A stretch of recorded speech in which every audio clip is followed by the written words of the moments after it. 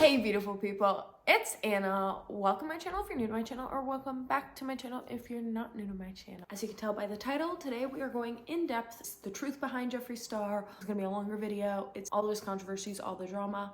I'm not gonna go into specifics about moments where he might have lied about something. This is more the general controversies. This is solely for educational purposes. No hate to anyone involved. Links will be commented down below. Don't forget to go follow my other social media, the gram. We're trying to get to 20K again. TikTok, and what's on my social media right now? My second account, my first account. Anna Reports News. Let's hop right in. If you don't know who Jeffree Star is, he is a beauty guru on this app.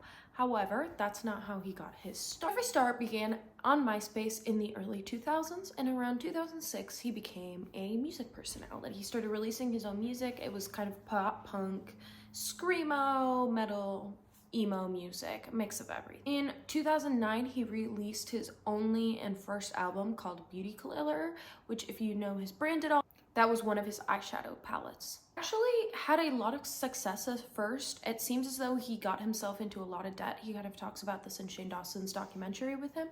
But in 2013, he left the music scene after going on Warped Tour, working with artists like Akon, had to leave. And then in 2014, he launched his makeup brand, Jeffree Star Cosmetics, and shocked the world with his colors. If anything that Jeffree could do was always shock the world. He had bright colors, bright eyeshadows, bright lipsticks, things that people weren't doing in the industry, so he really did stand out in the beginning. This is when he started posting on YouTube, and in 2019, he was a multi-million-dollar company, and his YouTube channel had over 16 million subscribers. He was doing really well at the top of the world, and then Dramageddon 1 and 2 hit, and honestly, he went very much downhill after that. Because a lot of things resurfaced after the BLM movement, and these are some of the things that resurfaced. So the first controversies are set in the time period 2004 and 2007. So in this 2004 and 2007 time period, Jeffree Star was caught using a ton of racial slurs. One video in particular that everyone kind of has seen and knows about is the video where he is walking down the streets. I believe he's in high heels, and he's yelling profanities, racial profanities at a group of women down the street. It's unknown if these women are white, black, or any sort of other race. He is just yelling profanities at women. It's unknown when this exactly was, but it's believed to be in this 2004 to 2007 time period, and Jeffree Star would have been 19 to 22 at the time. So he was in his younger years. He seems to be under the influence in this video, and he has admitted in other posts on MySpace that he struggled with hard alcohol use. However, that's no excuse to yell profanities at people down the street. And when this did resurface, he did apologize for it. In 2006, Jeffree Star did a skit, and him and a friend made jokes about using battery acid to lighten a woman's face, a black woman's skin tone. He even said, quote, "You say black folk cannot wear MAC cosmetics, and then you splashed acid on her face. Well, maybe if she wasn't wearing the wrong foundation color, I wouldn't have had to splash no battery acid to lighten her skin tone." If you want to watch the video, I have it linked down below. The skit starts around the 3-minute mark. It's dark. I don't recommend it. And then in 2007, lyrics from Jeffree Star's song We Want CUNT feature the N-word, among other problematic and very insensitive lyrics. Moving on to the period of 2009. In 2009, on Warped Tour, Jeffree Star roasted his fans and told them that they look like they have autism. He also threatened to kill an entire group of people while on stage. In 2009, he was also fatphobic and just called one of his fans fat. And in the same year, he called Tila Tequila in an interview. He was asked if this lifestyle would be possible without the internet, and he replied, "Me and Tila Tequila are the ones that capitalized on it." He then said that they used to be friends, but he's not into people that think that they have to be naked all the time, and you don't have to be successful, or you don't have to be successful. Now, people have stated like, oh, well, Tila Tequila is like problematic herself. Like, why are you bringing this up?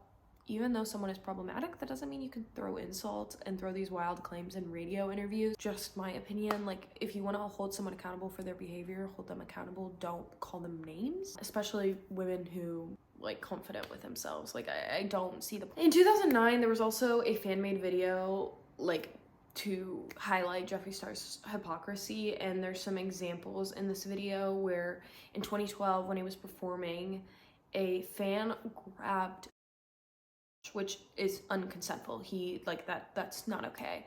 So he retaliated by grabbing her hair, berating her in front of the audience, and got her kicked out of the stadium, which like if you unconsensually touch someone, they might react like that, and that's how Jeffree reacted in that moment. However, 3 years earlier, Jeffree Star grabbed the crotch of a man on stage, and the guy like recoiled and was like, hey, like, what are you doing? And there's no retaliation at that moment. Another thing in that video itself, that video made by someone who's like, oh, look at the hypocrisy of Jeffree Star again. These are all gonna be linked down below. Rocky Road made a video about Jeffree Star's highlighter, and there was an issue with these highlighters one time with the formulation. They kind of disintegrated.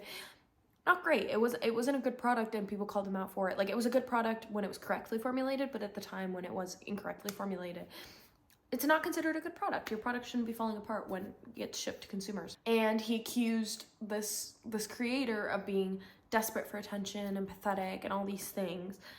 But when Jeffree Star did that to Kylie Cosmetics, because Kylie Cosmetics' product arrived damaged, and he also like talked about it, people were like, why did you call customer service? Rocky Road didn't, and you were upset with him, so why didn't you do better when it happened with someone else's brand? So people have called him out for those two situations. I grouped that under 2009 because it's in that same video, and I don't want you guys to have to jump up to find that video. In 2010, there was an interview where some things were said. So Jeffree Star admits to tasing a guy who poured water on him. In the same interview, he was compared to Pink, and he says that he doesn't look like her because he doesn't look like a effing dirty lesbian.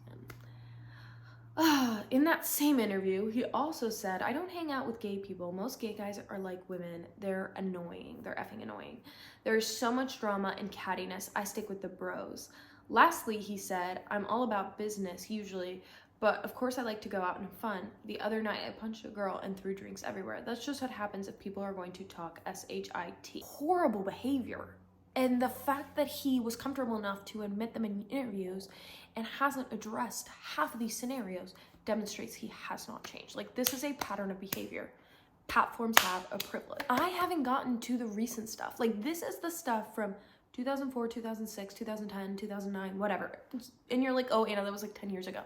I haven't gotten to the recent stuff. So the last thing of 2010 was in Jeffree Star, he was 24 at the time. He tweeted out Justin Bieber, who was 16 at the time, attractive. It talked inappropriate about him. He got called out for this, and because he deleted like thousands of tweets around this time in 2019 when that 2010 tweet released, and he was like, well, if people try to drag up the same thing every 6 months, you delete it too. And it's like, okay, delete your problematic tweets, but like address and apologize for them. Don't say like, well, like, I would get dragged. Yeah, of course you're gonna get dragged. You're talking inappropriately about a minor when you're 24.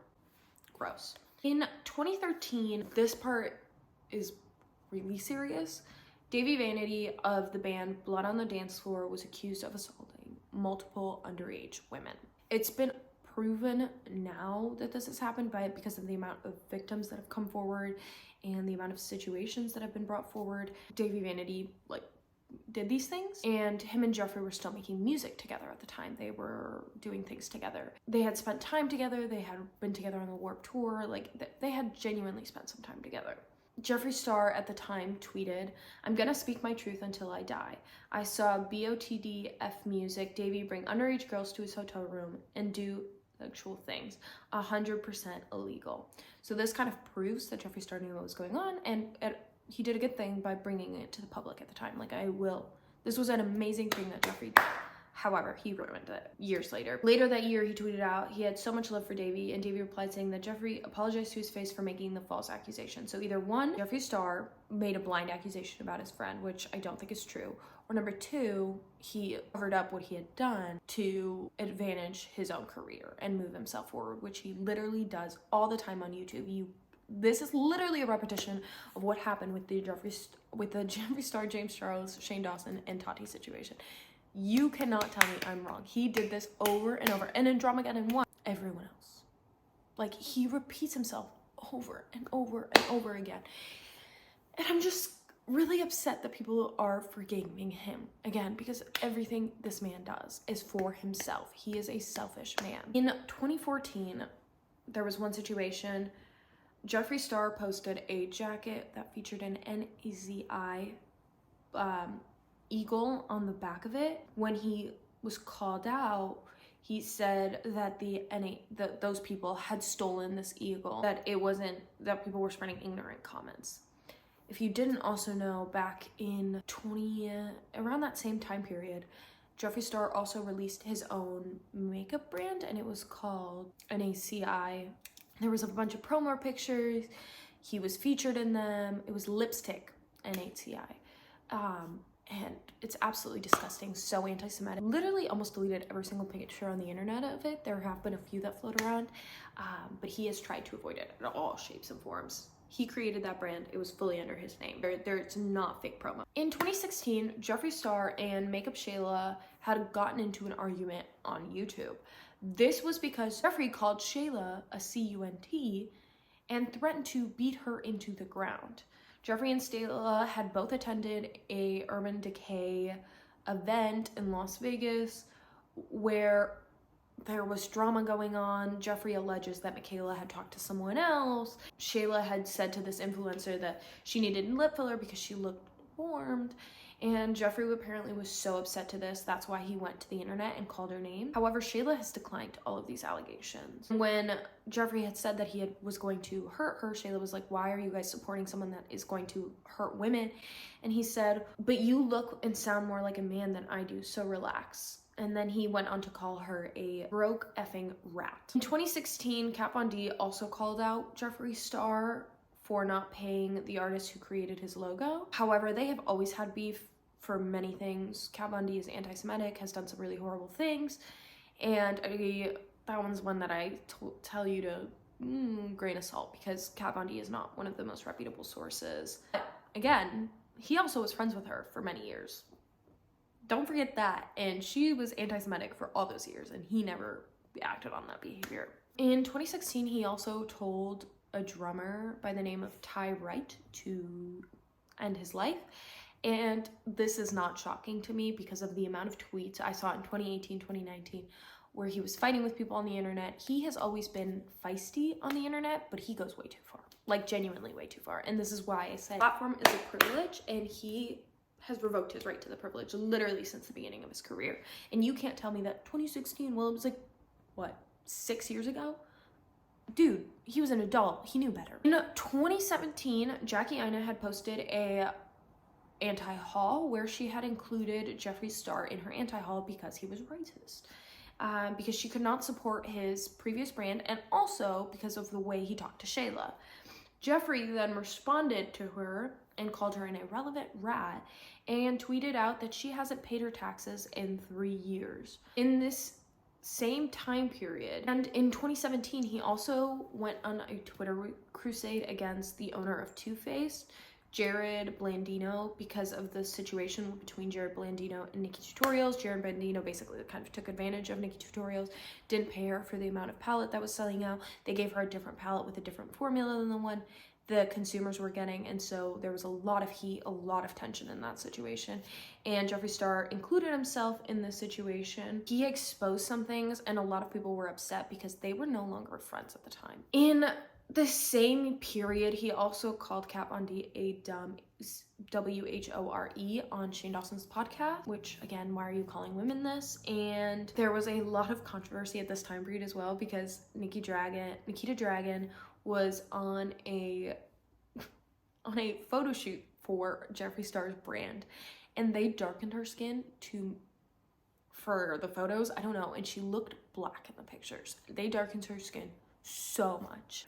In 2017, in Jeffree Star's favorites video, he praised the Jaclyn Hill Morphe Vault collection and said that people were trying to do her dirty and that they swatched them incorrectly. It was just like weird comments. Like, people are allowed to have whatever opinion they want to have over makeup. In 2018, I finally found my evidence that I was looking for. It wasn't that he called Jacqueline Aina a monkey. He had called her a gorilla. And the reason why we know this is because a ex-stylist, David, released text messages between him and Jeffree, and that's where he called Jackie Aina a gorilla, among other racial slurs, in 2018. This is recent. Although the validity of these texts, again, has been debated. These are alleged. Davey did post a video where he scrolls through the text, and Jeffree unfollowed him, and whatever. I believe him. I don't think they're fake. And in the same year, he also wore cornrows on a photo shoot Jeffree Star did, and people called him out for it. Jeffree Star, someone tweeted out, "Girl, it's not cultural appropriation. I'm black and I don't have an issue with it, and neither does hair in my family or my friends. All I see are white people having an issue with it. It's hair. There are people dying in other countries and you're mad about hair. Hashtag can't relate." And he replied, "Haha, preach. Young kids trying to be mad at something always." Instead of, like, you know, apologizing, he found the one person that was defending him. Now, in this time period, he also accused Huda Beauty, the owner of Huda Beauty, of copying Beauty Bakery. I remember when this came out and people were really talking about this situation. To be completely honest, I don't think it was copying. At the time I did, but now looking back on it, I'm like, it was a concept that a lot of people were doing. So Huda Beauty came out with a baking collection, and it really reminded people of Beauty Bakery overall. But it was just one collection in Huda Beauty, and Jeffree made this whole video, and it was like quite rude and a lot, and some people backed him, but a lot of people didn't back him. He also parked in a handicap spot at a Jack in the Box in this time period.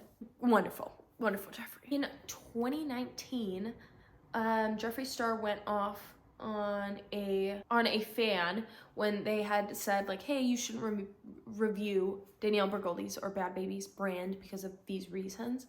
And he had responded really, really rudely. And then he went on to say it, and he said that I'm so rich, I keep it real. That's why he's back now. He called Queen of Blending a cesspool because they had something negative to say about Onyx Skin Frost, which is one of his highlighters. And around this time period as well, Jeffree Star was called out for his Black Friday and Valentine's Day mystery box because they were coming up with dried makeup, and he said that there are people who don't have clean water to drink in this world. There are people who have no home because they were just burned out. You have people with real problems. And if you were concerned about a mystery box, which clearly stated what was inside, a mystery, being really rude, he quickly deleted this tweet, and then Jeffree Mystery Boxes put a statement, but that account has been completely deleted since then. He just overall has had experience after experience. Literally over the years, people have found things over the years over and over and over again, and he either hides them, changes his mind, and literally lies about everything. There are so many things that people have caught in life, so he's not someone I recommend. There are so many smaller beauty creators who are honest, who are not being paid to promote brands, and I think there are some really young people on Clock App who don't realize this, and that's why they're following him or supporting him. But he is not a great person, and all of this demonstrates just what he has done. I'm going to link the Reddit thread down below that has all of the links to everything. Really appreciate you guys watching this video so much. I love you guys so much. Thank you.